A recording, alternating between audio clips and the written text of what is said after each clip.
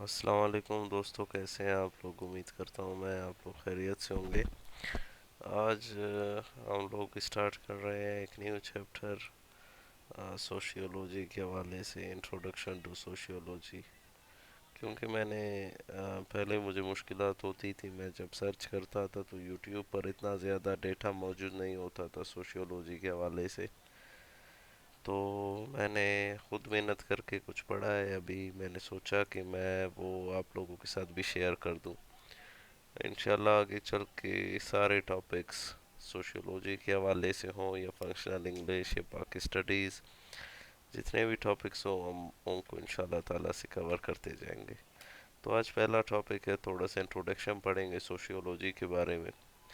तो सबसे पहले यहाँ पर जो मुसन्निफ़ है जिसने ये किताब लिखा है वो कहता है कि सोशियोलॉजी का जो स्टडी है वो बेसिकली तौर पर इंसान के लाइफ से शुरू होता है। यानी इंसान सोशियोलॉजी क्या है असल में पता है।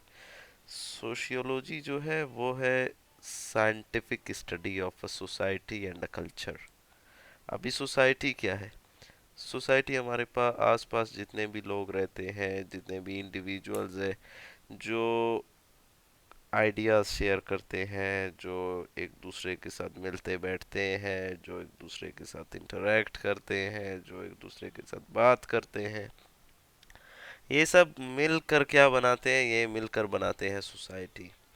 अभी इसी सोसाइटी को हम क्या करते हैं? सोशियोलॉजी में करते हैं स्टडी। ये बात है। अभी उसके बाद क्या कहता है? Most of us are constantly involved in interactions.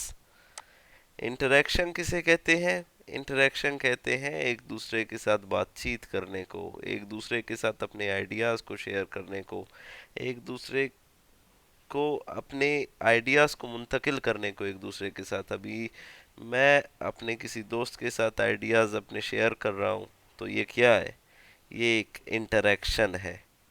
अभी ये सोशियोलॉजी ही है जिसमें हम इन इंटरेक्शंस को पढ़ते हैं विद अदर ह्यूमन बींग्स। देखते हैं ना, अदर ह्यूमन बींग्स यानी दूसरे लोगों के साथ हमारे क्या इंटरेक्शंस है, सोशियोलॉजी में हम ये पढ़ते हैं।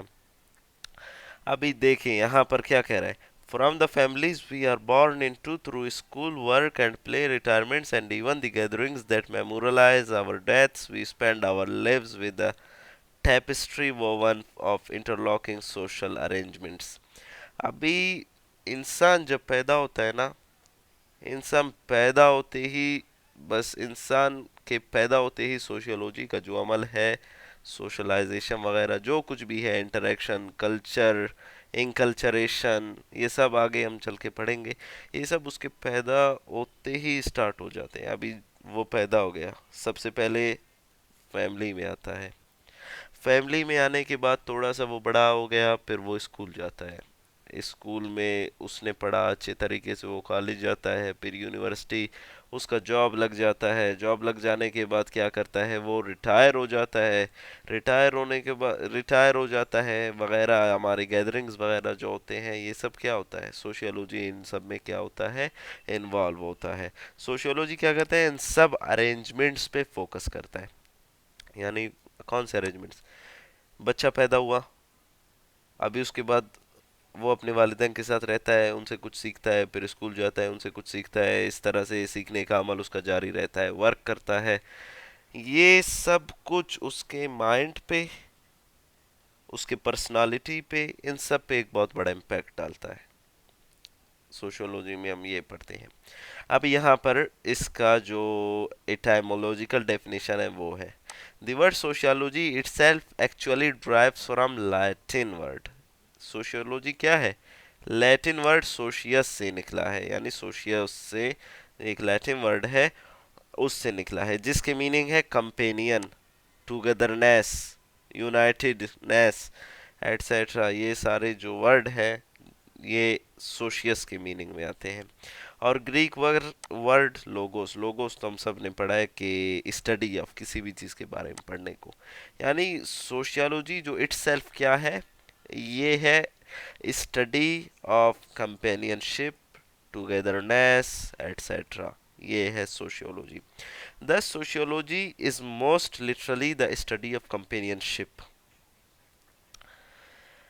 A textbook definition often expands that literal definition of sociology to read something close to the scientific study of development, structure, interaction, and collective behavior of social relationships.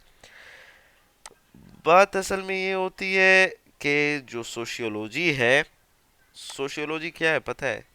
Sociology एक subject है। Sociology subject में हम कौन से subjects belong करता है? अभी science है ना, हमने साइंस को डिवाइड किया है, एक होता है सोशल साइंस, एक होता है नेचुरल साइंस। नेचुरल साइंस में केमिस्ट्री, फिजिक्स एटसेट्रा, यानी बायो केमिस्ट्री एटसेट्रा, ये सारी चीज़ें आ जाती हैं। जबकि जो फिजिक सोशल साइंस है, उसमें हम क्या करते हैं? उनमें हम सोशियोलॉजी को पढ़ते हैं, इंटरनेशनल रिलेशंस, पॉलिटिकल साइंस, गर्ज जो चीज़ें भी जो ह्यूमन के लाइफ से रिलेट करती हैं, सोशल लाइफ से उसके, उसको हम क्या करते हैं? सोशल साइंस में पढ़ते हैं। अभी सोशियोलॉजी का डेफिनेशन पता है क्या है? Sociology is the scientific study of what? Society, of what? Culture, interaction, एक दूसरे के साथ बातचीत, सोशलाइजेशन, ये सब कुछ क्या है? सोशियोलॉजी में आता है। अभी साइंटिफिक स्टडी हम इसको क्यों कहते हैं? साइंटिफिक स्टडी हम इसलिए इसको कहते हैं, अगर आपका कोई टीचर पूछ ले, कोई भी दोस्त पूछ ले कि सोशियोलॉजी को हम साइंटिफिक स्टडी क्यों कहते हैं, scientific study of a society, sociology को हम scientific study of a society इसलिए कहते हैं कि ये जो स्टडी है 1838 से पहले, हमें मालूम है ना, ऑगस्ट कॉम्ट जो है वो फादर ऑफ सोशियोलॉजी है ना। 1838 में उसने ये नाम सजेस्ट किया था, सोशियोलॉजी का लिटरल डेफिनेशन दिया था, इसी वजह से हम उसको क्या कहते हैं? फादर ऑफ सोशियोलॉजी कहते हैं।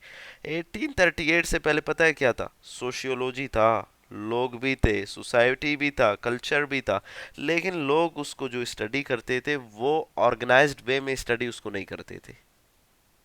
1838 के बाद क्या हुआ कि ऑगस्ट कॉम्ट ने ये महसूस किया कि सोसाइटी और कल्चर, इन सब चीज़ों का में एक ऑर्गेनाइज्ड वे में स्टडी करना चाहिए, तभी हमारे लिए आसानी भी हो सकती है और लोगों के मुश्किलात भी सॉल्व हो सकते हैं। हम सोसाइटी को समझ भी सकते हैं कि सोसाइटी की नीड्स क्या है, ज़रूरियात, उनको क्या देना है, क्या लेना है उनसे, ये सब वगैरह ना। तो 1838 के बाद क्या हुआ कि सोशियोलॉजी को जो है ऑर्गेनाइज्ड तौर पर स्टडी किया जाने लगा।